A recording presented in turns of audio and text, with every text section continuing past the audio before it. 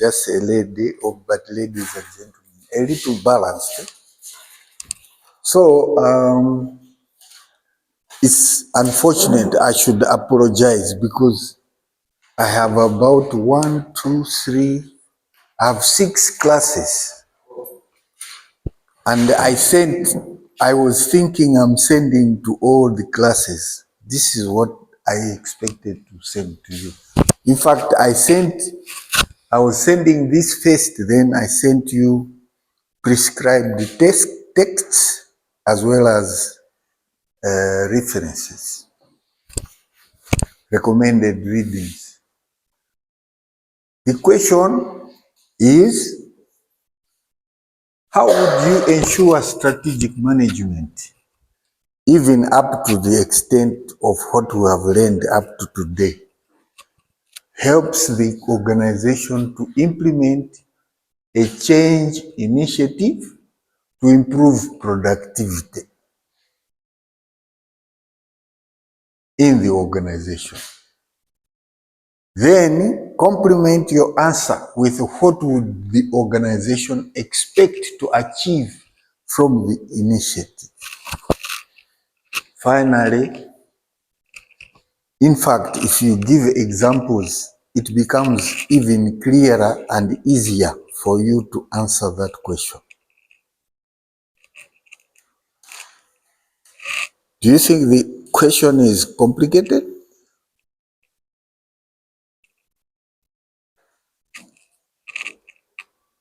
It should be very simple. It should be very simple.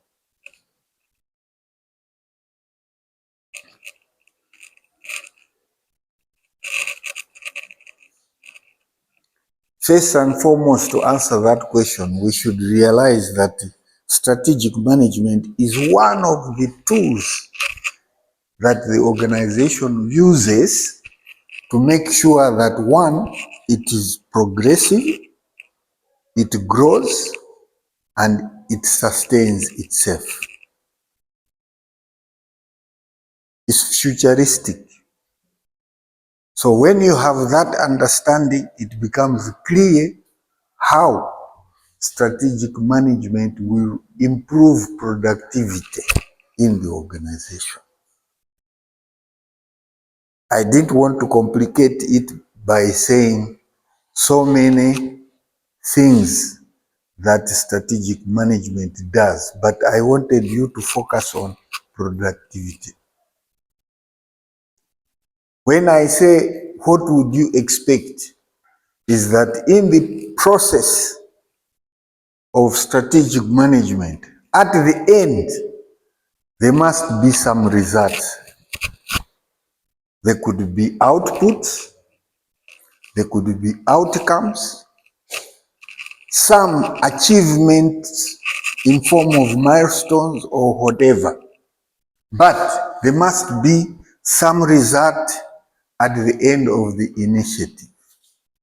So what would be that achievement? If you had identified an example, it will even be easier to illustrate your answer.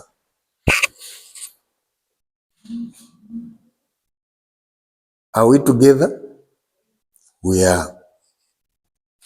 Yeah, let's go to our last discussion. Where were we last time? Do you remember? I think you remember where we were.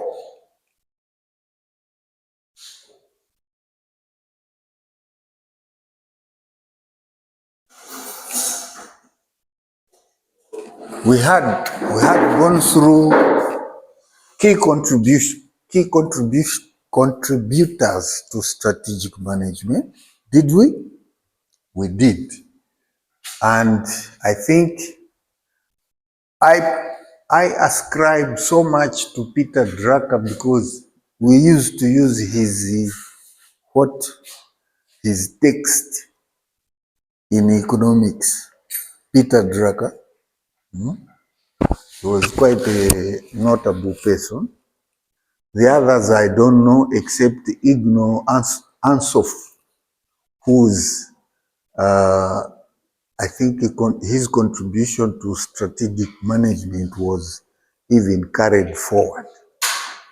So we did look at the contributors, but you see that in strategic management, because it was being used worldwide, there are so many other contributors who have subscribed to strategic management,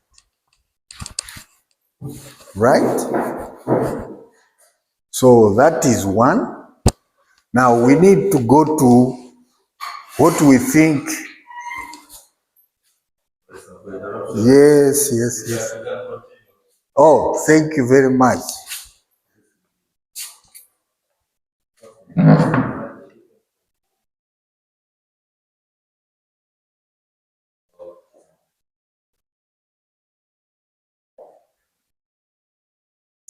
Yeah, so as we are saying, these are the contributors to strategic management. However, you will be expected to research and also read on your own from the list of textbooks as well as recommended texts. There you will be able to expand your understanding. When you get only from the notes, you find that maybe some of your information will be limited in terms of how you use strategic management. You remember, I don't know, I think I said in this class, this is not ours, isn't it? Yes. So we can rub it off. You remember as I talked about the theory of change? I did, You'll find that a lot of times people will just describe and not give you any concrete examples. But if you think in terms of examples, you tend to understand it even better. For instance, I said,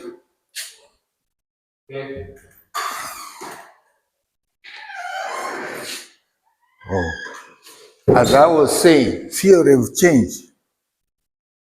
An example is simply in politics. I gave the example of politics, isn't it? I said you have the first group of people. If you want change to happen, you always have people who are ready to join you. I think you remember that. I called it opportunistics, but they are called hotheads. Then early adapters. Then you have what you call sluggards. Then you have late adapters. Then you have veterans.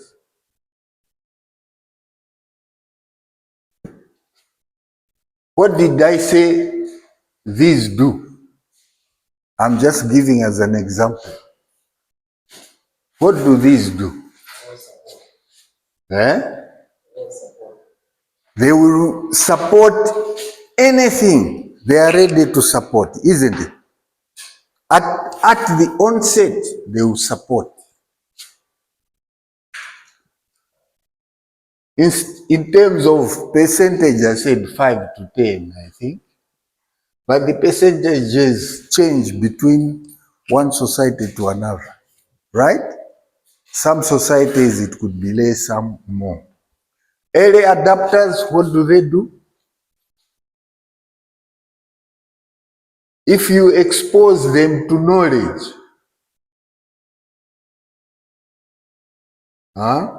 usually 20 to 25%, if you expose them to knowledge and they start understanding the change, they join.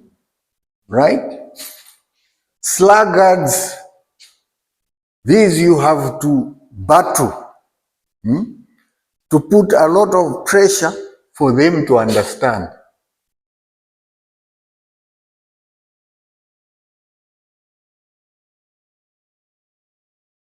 But if these are there, normally 20% or 30%, if you put pressure and pound information to them, advertising, what, all those methods, they will join.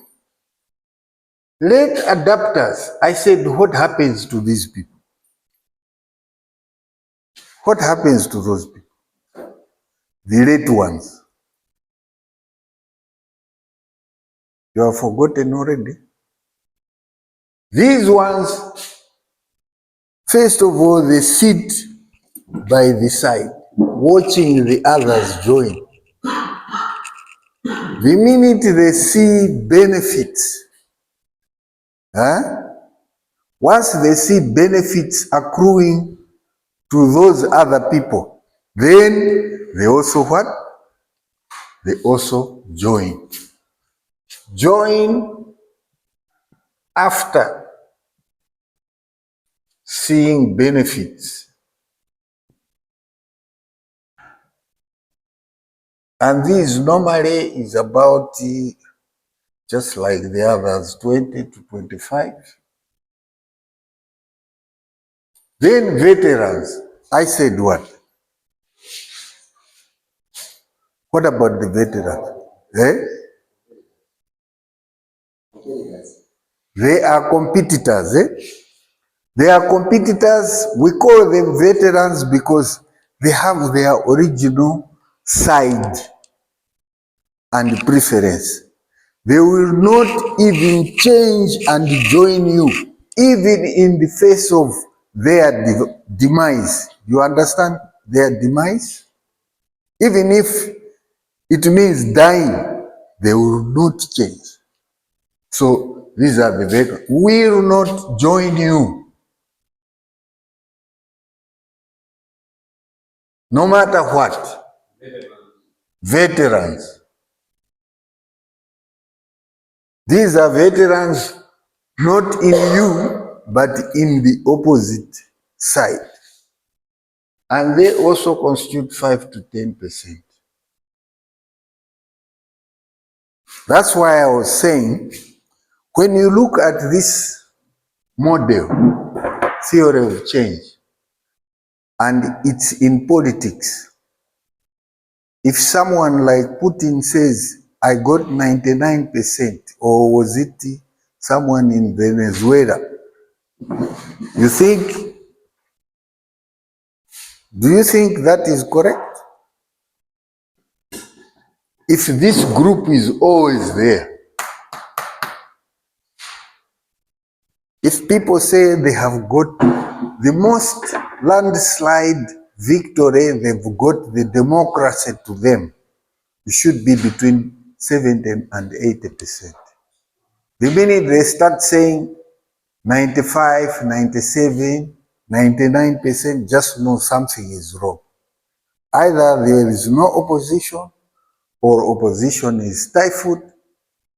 So these are examples that I am talking about. If you remember them, some of them may not be easily remembered in terms of answering the question. Are we together? I am deliberately drumming this home so that you can remember. So what is strategic change management? Did we go through this? In passing. We introduced the topic. Anyway, this is saying the strategic change management allows companies to carefully and responsibly make needed changes. Right? Carefully and responsibly make needed changes. You remember when we were saying strategic management involves monitoring and evaluating, identifying gaps, weaknesses, gaps, opportunities, and threats. In strategic management, it will look at those issues and try as much as possible to make sure that they make careful and responsible changes to make sure that the gaps can be mitigated.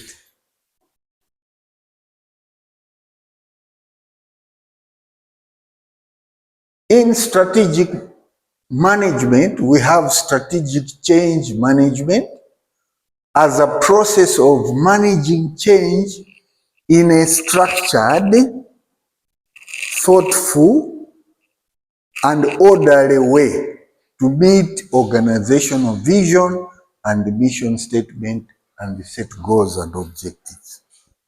So it is structured, it's deliberately made into a plan. That's why we say it is structured. You can't have a strategy without a plan. If you have a strategy, it means you want to have a plan in place.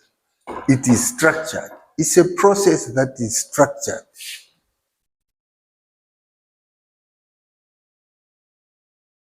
Thirdly, change management strategy helps the organization to modify its plans and processes in response to new opportunities and risks. The third one becomes critical in organizations because when we are planning, there is need for us to anticipate problems in future. I'll give you an example in the village. In the villages, between one village and another village, we usually have paths. In Chichewa tumatija njira. Between one village and another, not in town, but kumuzu. Simma enderang, there are paths. Njira. When you start off from one village going to the other village, as you go, you find that right inside the path, there is a python which has swallowed a goat.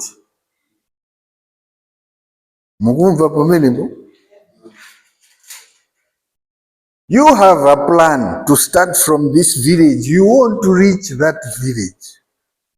But as you go, you see that there is a python in the path which has swallowed a goat. What do you do? Kutawa.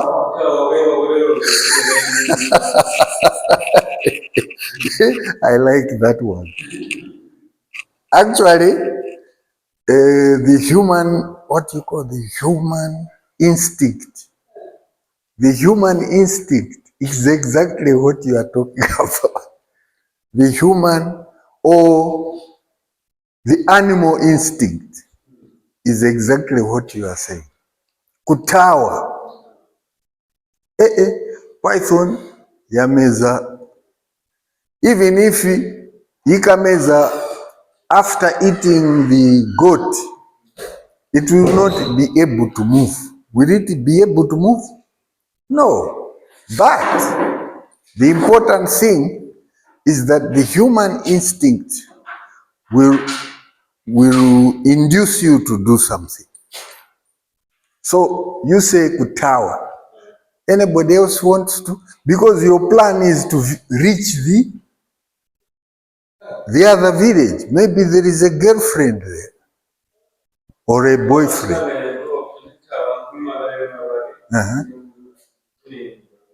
Singandidi.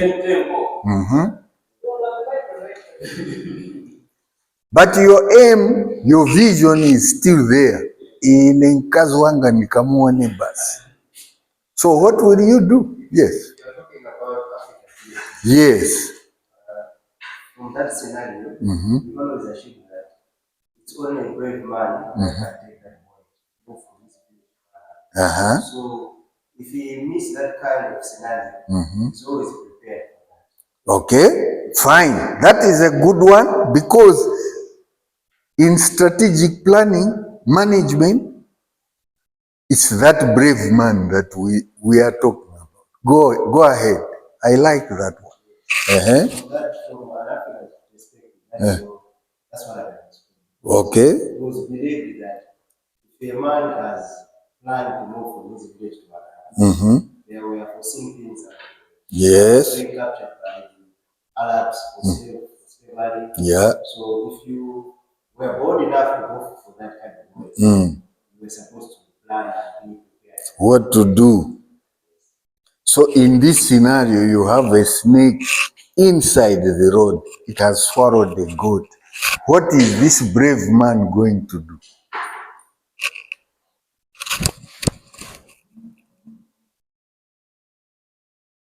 Can't you think outside the box?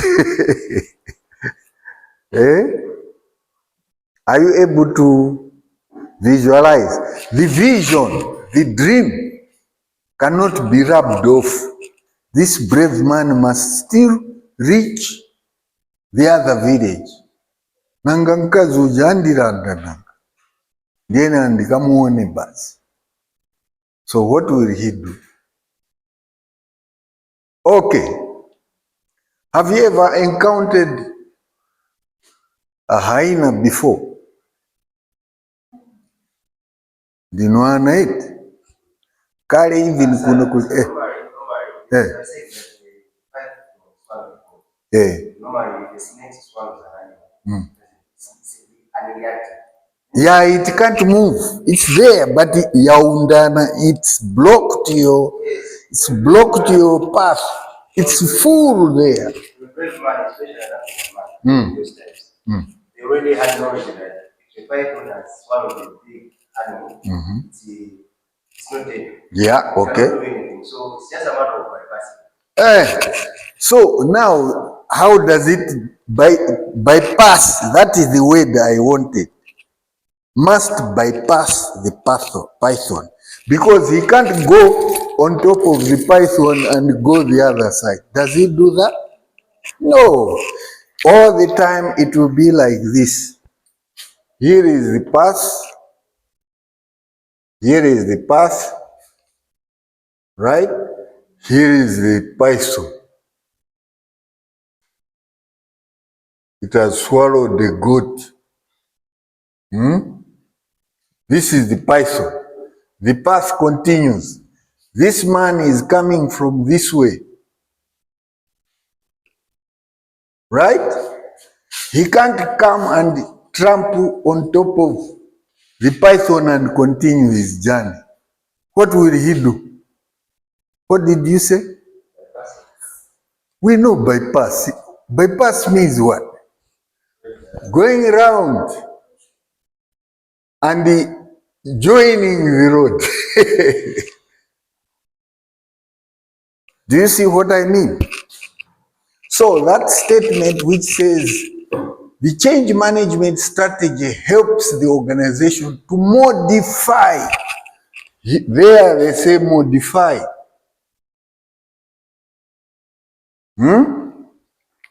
Modify.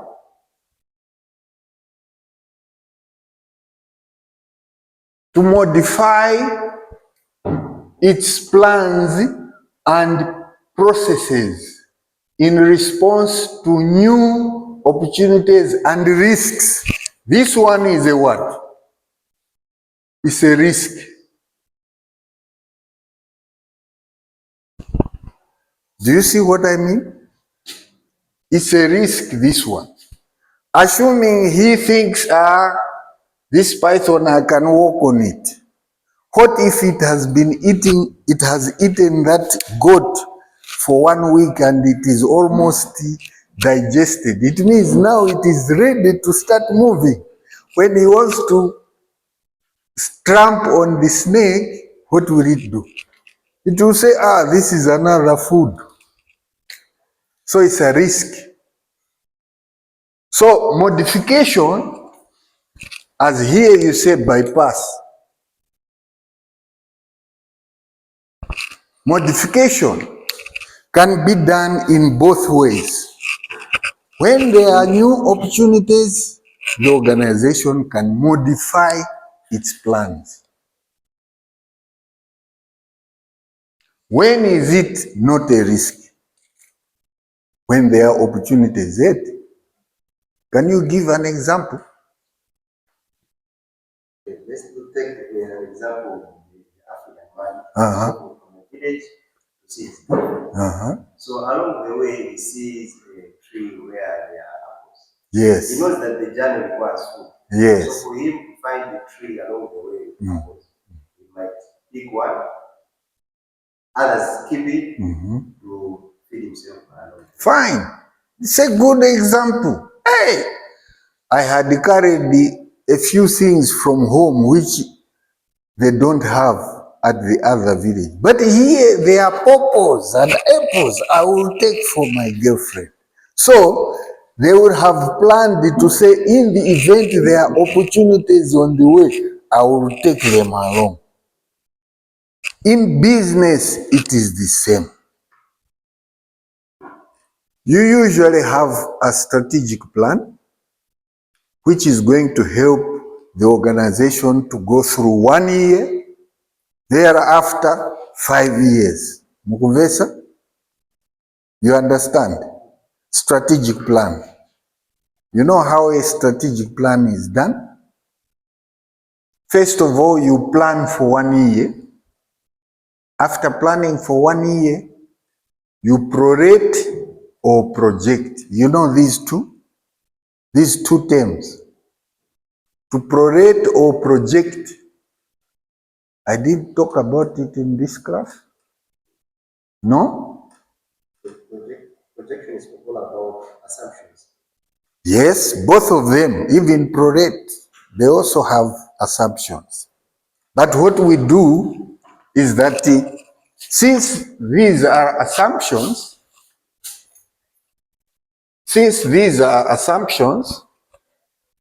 you will see, Kuti, I will use the economic way, which is X, which is Y. Some of you are economists. Y-axis, X-axis. Then you have what you call figures, which dictate status. Okay? There's this one, this one, this one, this one. But then there is this one, then this one, stopping there. So you connect, isn't it? Up to here. Let's say this is 2024. This is X-axis. Now, as you go on 5 more years from 2024, 1, 2, 3, 1, 2, okay. I will say this. Let's assume it's here.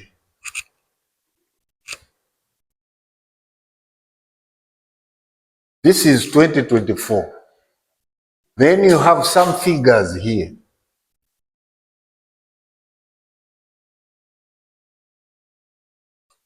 While you have these other figures here.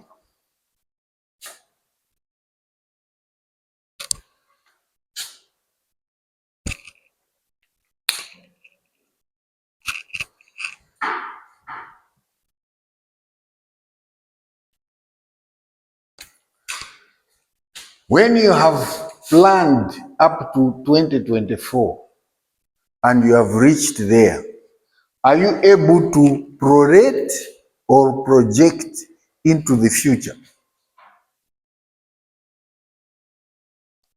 What do you think? Yes. Yes. Now, if the figures are showing this trend, it means your projection is going to go. What is this showing? This is showing progress. Is this progress? What is it? What is the opposite of progress?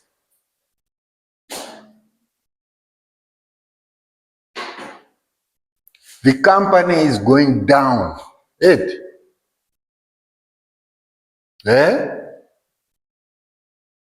Or is failing. But if the other figures are showing this, is this progress? Yes. This is progress.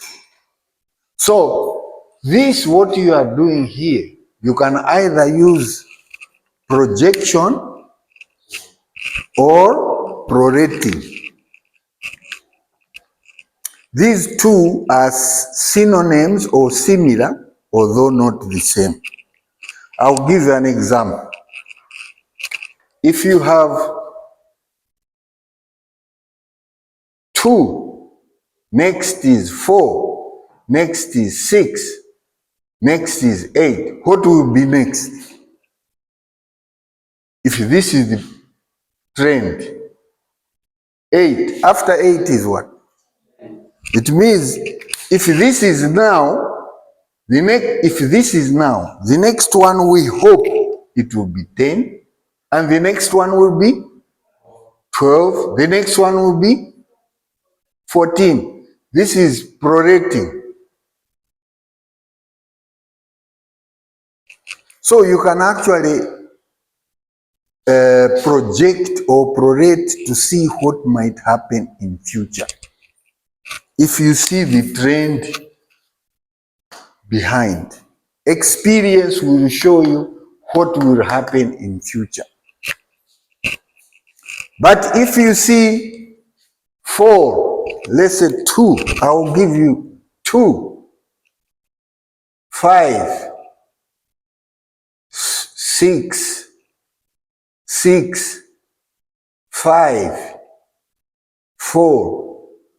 What will be the next?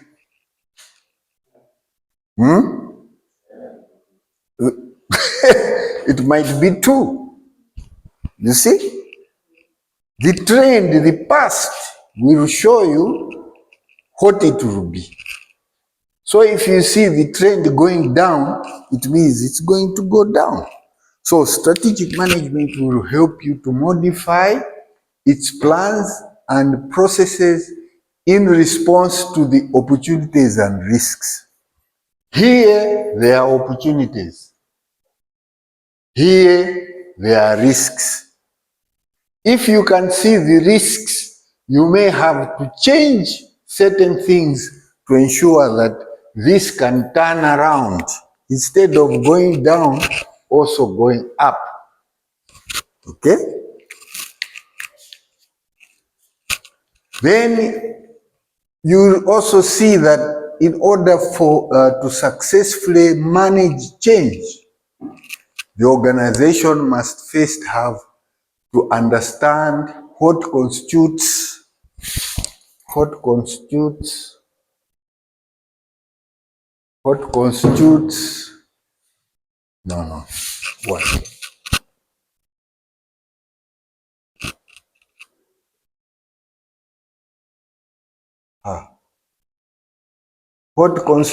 change within its organization and how it affects its business. Okay? So the last statement is just summarizing what needs to be understood. In order for strategic planning to be successful, the organization must have first to understand what it is that it wants to change. And if it knows what it wants to change, it will be able to know what will be the results of the business.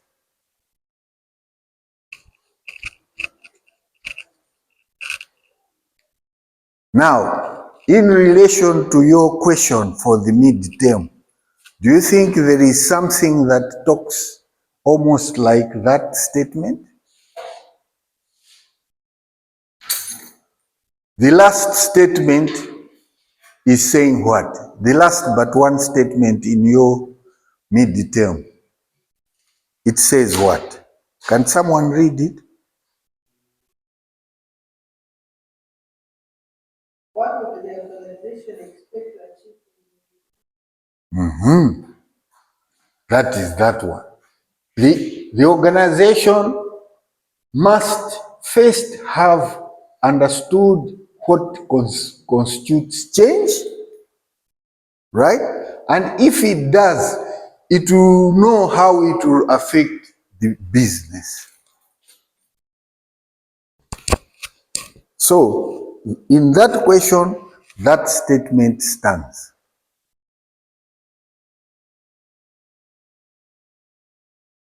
Are we clear about this now? About strategic management up to this state? We are clear, isn't it? Let's continue and see. What about resistance to change? It's unfortunate I have I've rubbed off my statistics on change, but I think you've got an idea. What happens is that each time any one of you wants to invoke change, there's automatically two things. One, they are the hotheads, who will always join the bandwagon. They will be with you. But it is also important that there will be people who don't like what you want to do. They will be resisting any change. People are usually very comfortable in their comfort zones. You know comfort zone? I'll give you an example. If you are in a home, you always want to wake up 6:30, you go have a bath, you have your breakfast, by 7 o'clock you go to your work or whatever. That is almost like a routine. You are happy. But the minute someone comes and says, sorry, tomorrow you have to wake up 3 o'clock, are you very comfortable? No, you are not comfortable. It is disturbing the norm. Once it disturbs the norm, it doesn't work very well. So there is always, when you are having strategic management, you must always have in mind that whatever changes that you would like to put in place, there will be resistance, some resistance. There will be people who are hotheads, yes, they will be with you, but there will be resistance. Some of the people will resist for some time, others for a longer time, who we call the sluggards, to understand things. And you will even, at the end of the change initiative, there will still be resistance, the veterans. So, people won't support a change movement if they are not confident in their abilities to adapt to it. Is that not so? For instance, I gave you the example of you waking up 5:30 every morning. If someone says, no, this time tomorrow you must wake up 3 o'clock, you are not comfortable. You are not confident that you have the ability to adapt to that new structure, that new idea. People sometimes feel threatened by their shortcomings, real or imagined, and they protect themselves from failure by resisting to change. That one is very, very true with organizations.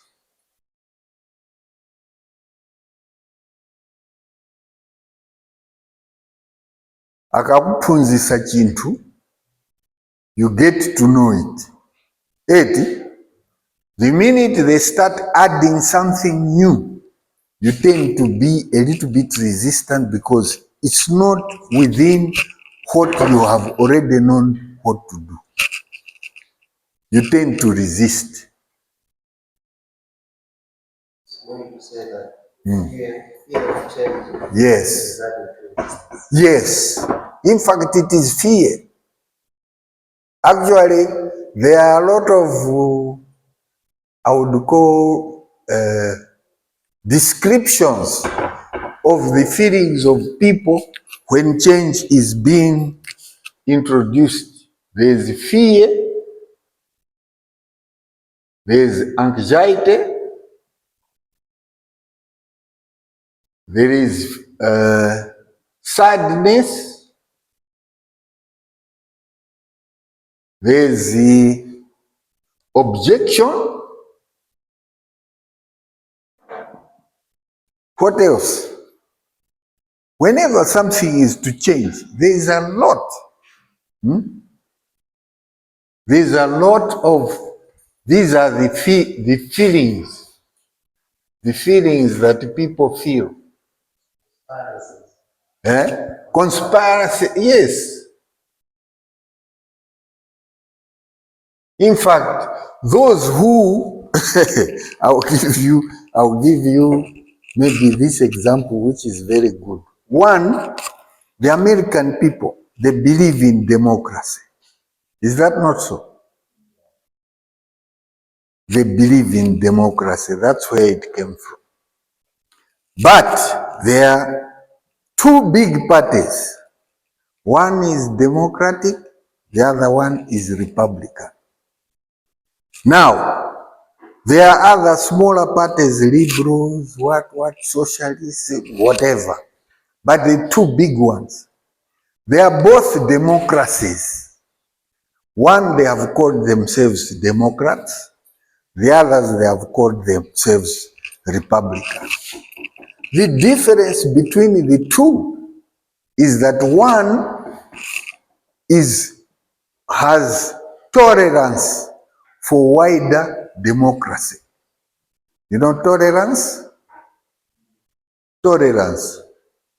Where they want inclusion. They want a party which absorbs everybody, black, white, Caucasian, Arab, what, everybody is welcome. That is Democratic Party. But the Republicans, they are saying, yes, we subscribe to democracy, but among ourselves. You see? A little bit racialistic, although they tend to blend it to say they are not racists. Have you ever heard of Ku Klux Klan? You have heard of it. What's the origin of that? Those people had in fact, they are I don't know how to, I will just bite my tongue. But there is also Halloween. You know Halloween? They wear masks like their skulls and that kind of thing to threaten black people. That's where it came from. The Ku Klux Klan is typically white-only organization which doesn't want the black people to excel. Mukumva? But they say they are democratic as well. But among ourselves, not those people. So you find that because of that, there will be conspiracies against each other. One is saying inclusive, the other one is saying no, among ourselves only. So we don't know how it is going to go with Biden and the lady, Kamala, who? But she's getting inroads. Recently,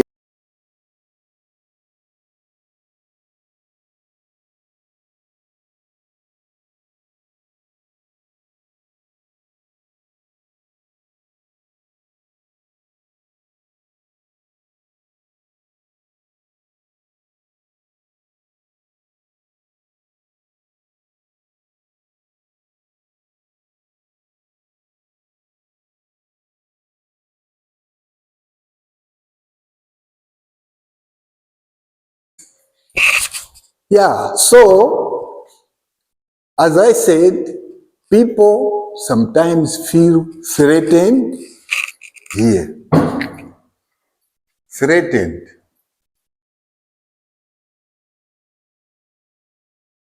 By change. And because they are knowledgeable about their weaknesses. They could be real or imagined. And they protect themselves from failure. Maybe one of the changes is to improve the standards. Mukumvesa? It's an organization. Maybe to improve productivity. You remember the example of 5 people making 60 bucks? Was it in this class? It's in this class, eh? 5 people in an organization making 60 bucks. It's not in this class. Hey, this is the problem when you have too many. Okay, 5 people make 60 bucks. Right? This is production. 80. If you want to change, you can change this, you can keep this and change this. How?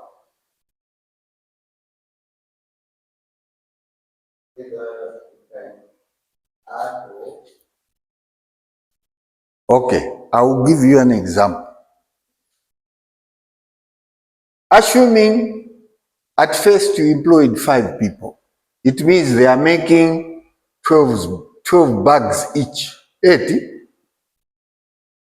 If the total production is 60, you have 5 people, each one is making 12 bags. You understand there? What if you now decide to say, no, I think we have been a little, we'll keep our 60 bags, but now we have only 2 people. How many will the 2 be making each? 30. In this instance, the production which is linked to the market is the same. Mukumvapo, production, because you can't produce more if there will be no buyer. Our contract says we should produce 60. We have reduced the number to 2. They are making 30 each, but the production is still the same. What have we done in our change agenda? You have reduced the number of workers, but have increased the workload. You have increased the workload. Now, find out what does productivity mean.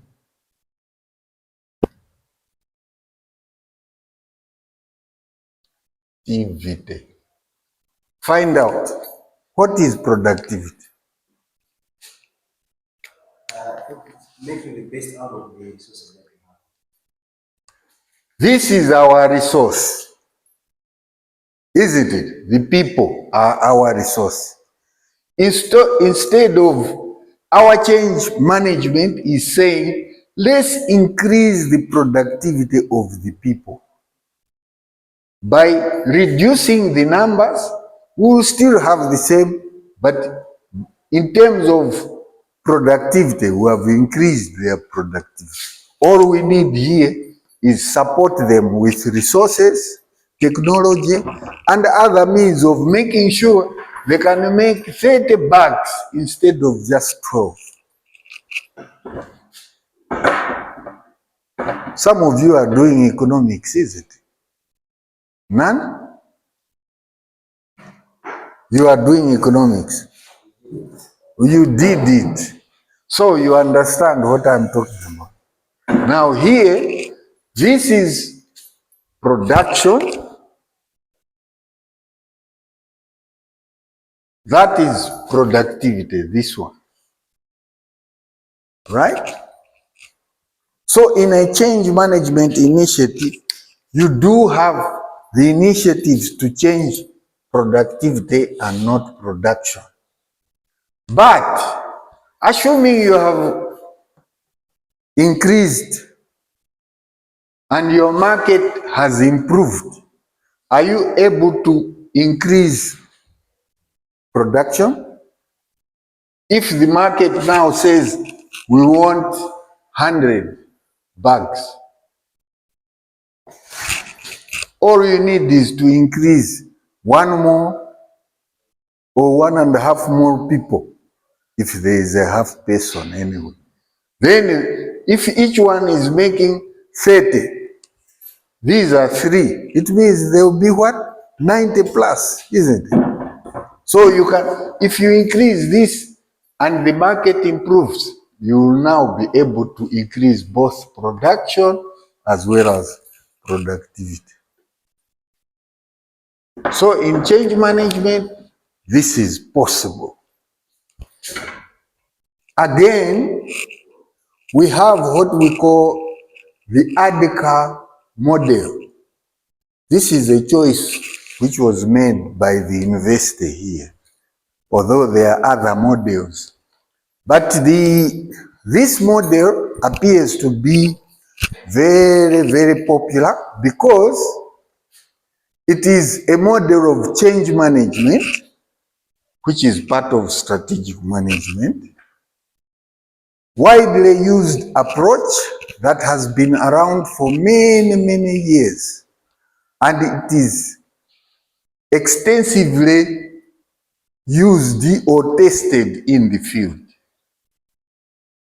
ADICA, the ADICA model. I will explain it later. The model guides leaders in developing and implementing effective change plans that will help the organization address the problems while still delivering positive, sustainable impact.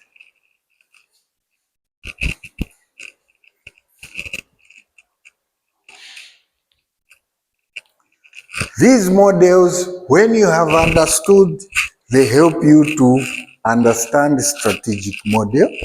So the ADICA model has 2 goals that address or drive the fear of failure, which are knowledge and ability.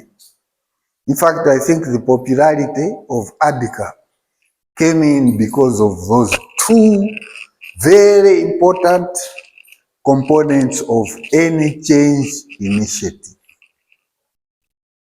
Even where we are talking about that model, you remember I was talking about the early adapters, the late adapters, the sluggards,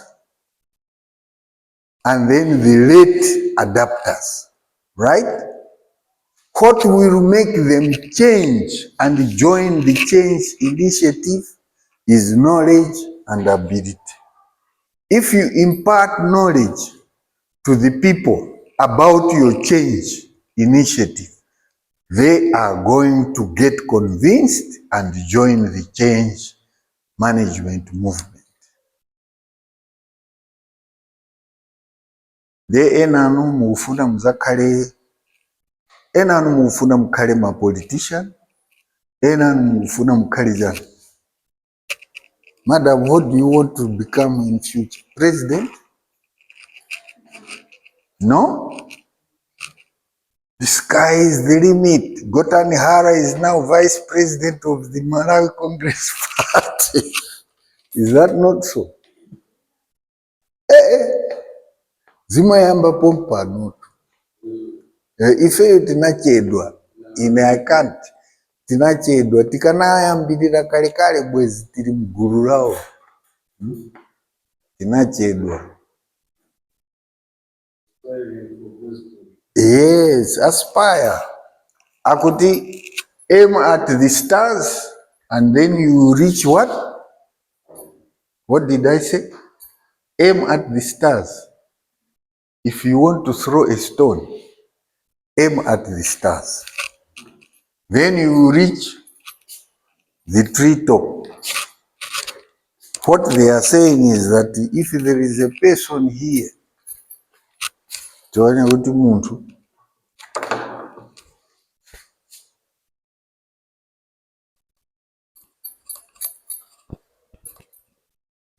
usually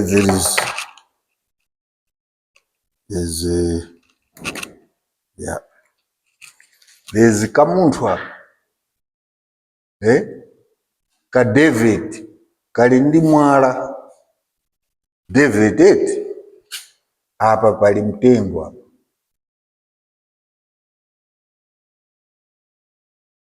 Si apa pali mtengo. But here there is a star of David. If this one throws this stone, let's say with the left hand, the stone is here.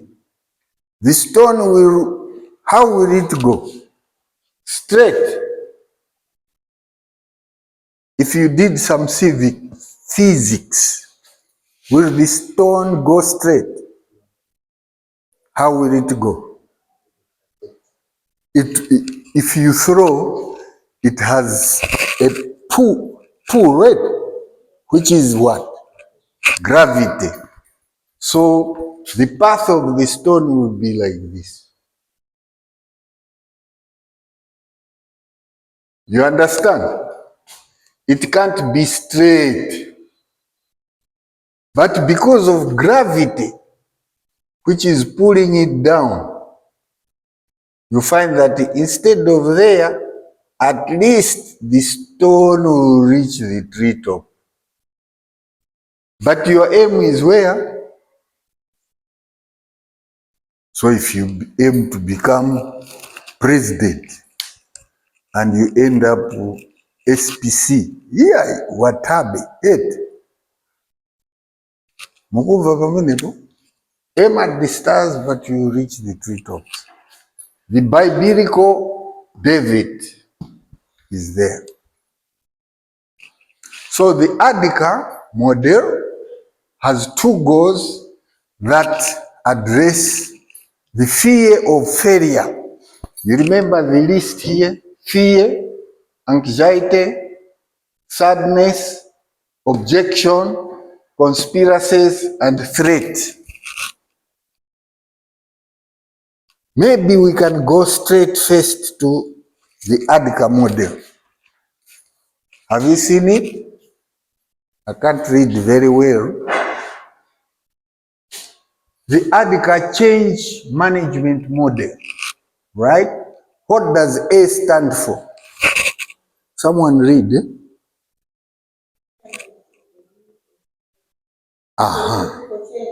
Yeah. Awareness of the need for change. You see, how do you know kuti apapa pakufuna kuti tisinte? How? How do we, Yes. Whenever an organization is being established, it has its own way of doing things. So along the processes of the activities that are contributing to the overall, if there are some parts, yes, yes, then that's why the change is. Yes. Because we are not adding towards what the organization is designed. Okay. What happens